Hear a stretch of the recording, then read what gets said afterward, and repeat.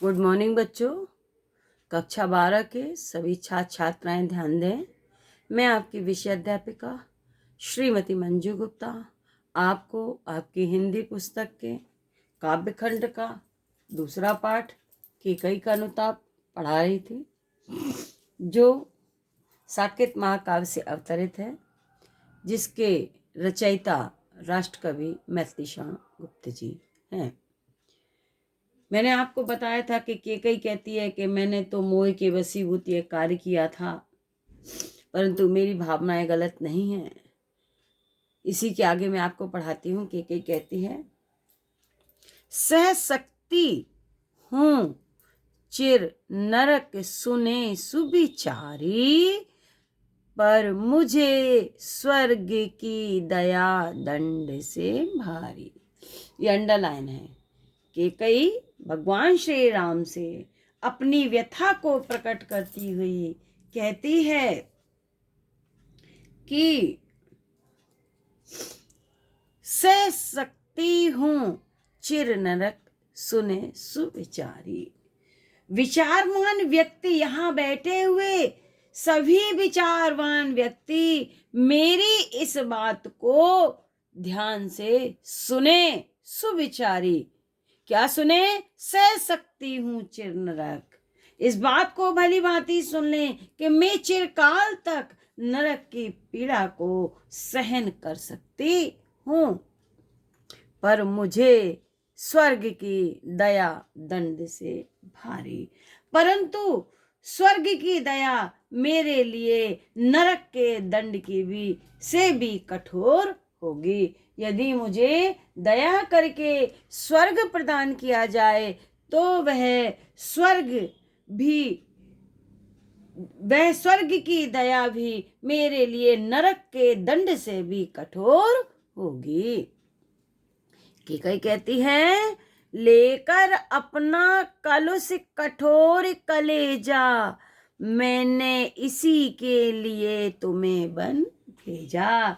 केकई कहती है, हे राम, मैंने अपने इस वज्र से भी अधिक कठोर, मैंने अपने इस हृदय को वज्र से भी कठोर बना करके तुम्हें इसी भरत के लिए वन भेजा था। केकई कहती है, मैंने अपने हृदय को वज्र से भी कठोर बनाकर तुम्हें इसी भरत के लिए वन भेजा था। कलुषित माने पापी बनाकर, कठोर बनाकर, अपने इस कलेजे को पत्थर के समान बना करके तुम्हें इसी भरत के लिए वन भेजा था। अब चलो इसी के लिए न रूठो अब यूं। केकई कहती है, हे राम, अब मेरे इस हृदय की भावनाओं पर विचार करते हुए तुम अब इसी भरत के लिए घर चलो, इस तरह से रूठो नहीं। चलो इसी के लिए न रूठो अब यूं, कुछ और कहूं तो उसे सुनेंगे सब क्यों। केकई प्रश्न करती हुई कहती है कि हे राम, मेरे हृदय की भावनाओं पर विचार करते हुए अब इसी भरत के लिए तुम घर को चलो, इस तरह से मत रूठो। इसके अतिरिक्त यदि मैं कुछ और कहूं, कुछ और बात को कहूं, तो उस पर सब कोई भी विश्वास नहीं करेगा। अब इसके अतिरिक्त यदि मैं और कोई बात कहूं तो कोई विश्वास नहीं करेगा। केकई आगे कहती हैं, मुझको यह प्यारा और इसे तुम प्यारे, मेरे दुगने प्रिय रहो ना मुझसे न्यारे। यहीं तक पढ़ाऊंगी, अर्थ देखें। केकई कहती है, हे राम, मुझको ये प्यारा, मुझे भरत अत्यंत प्रिय है और इसे तुम प्यारे, और हे राम, इस भरत को तुम प्रिय हो। इस प्रकार तुम मेरे लिए मेरे दुगने प्रिय रहो ना मुझसे न्यारे। इस प्रकार तुम मेरे लिए दुगने प्रिय हो, इसीलिए तुम किसी भी प्रकार से मुझसे अलग रहने का विचार मत करो। इसलिए तुम किसी भी प्रकार से मुझसे अलग रहने का विचार मत करो।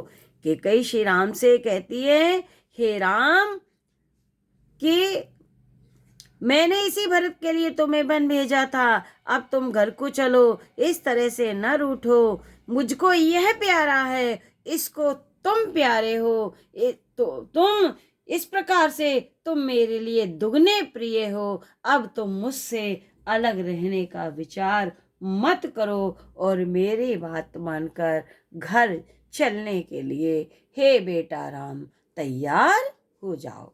बच्चों, आज यहीं तक पढ़ाऊंगी, कल ये पाठ समाप्त हो जाएगा। अब कुछ प्रश्न हैं जिसको आपको करना है, वह इस प्रकार है।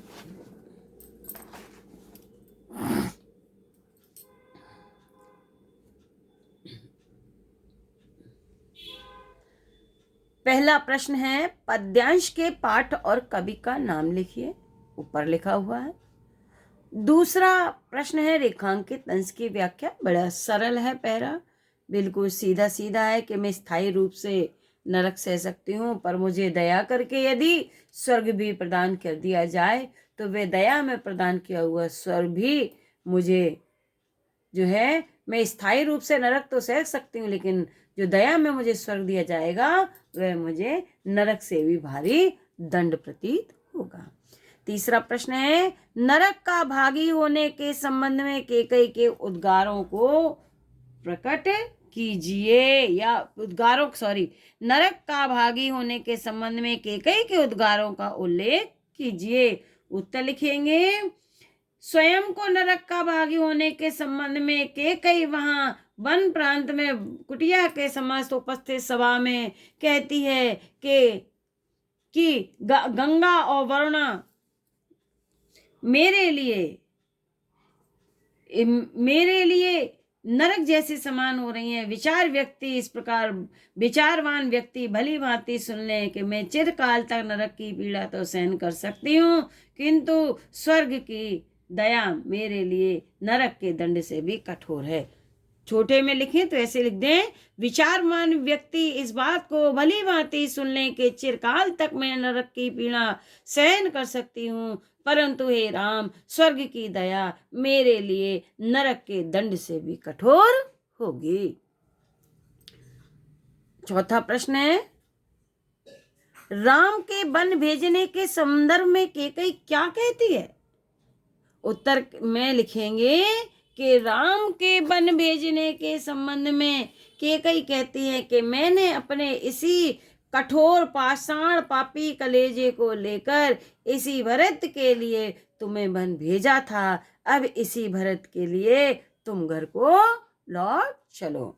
बच्चों, आज यहीं तक पढ़ा रहे हैं, कल इसका अंतिम भाग पढ़ाएंगे, ये पाठ समाप्त हो जाएगा, फिर आगे अगले चीज पढ़ाएंगे। Thank you.